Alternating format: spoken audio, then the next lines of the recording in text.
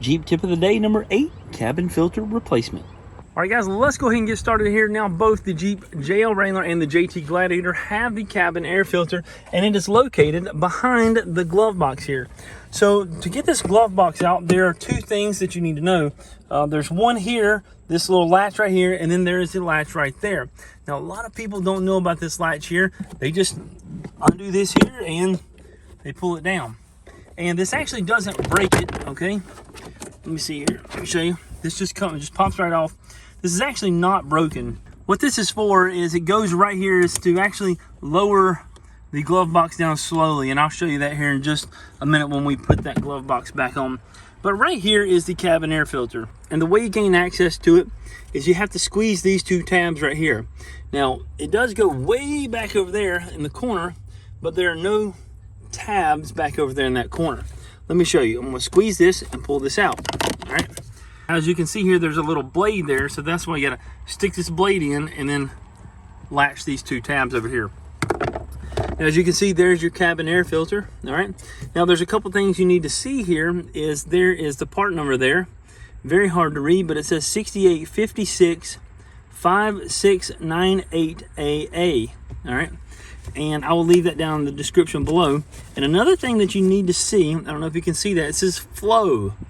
And there's two arrows that are pointing down. This is very hard to see because this cabin filter is a little bit dirty.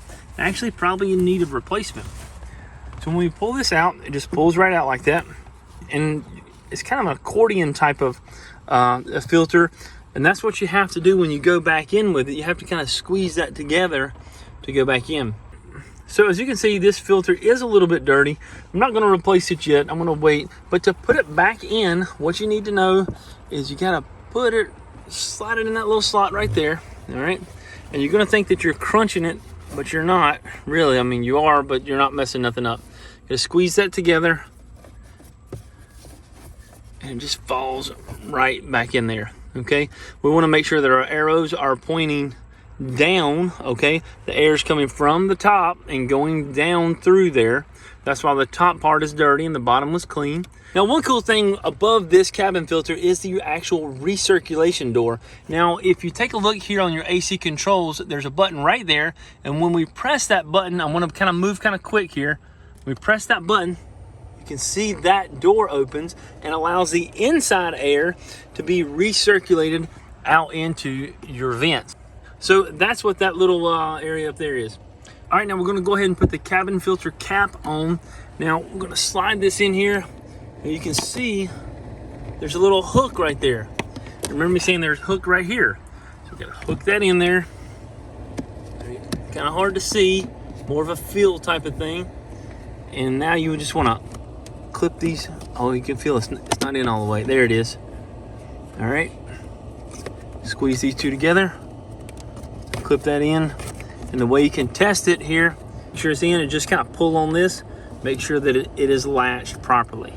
All right, if anybody wondered what this green and white connectors are here, these are actually called bus connectors, and each of these goes to a dedicated computer in the Jeep. Let's say one is the powertrain control module, the transmission, the drivetrain control module, the radio, the airbag. There's, you know, every different module. So that means that this Jeep has 19 computers in it, okay? That's kind of crazy that a Jeep has come such a long way to have 19 computers in the Jeep. I do recommend, do not mess with these, do not unplug them, do not do anything with them. It can cause some damage. It can cause some serious electrical issues, and even maybe your vehicle not to start, so please do not mess with these connectors here. All right, so going back in with the glove box is really easy. You want to hook those hooks there, and then now we're just going to bring this up and literally let this just pop right there, okay? I'm going to come over here and latch this piece right here. All right, there you go.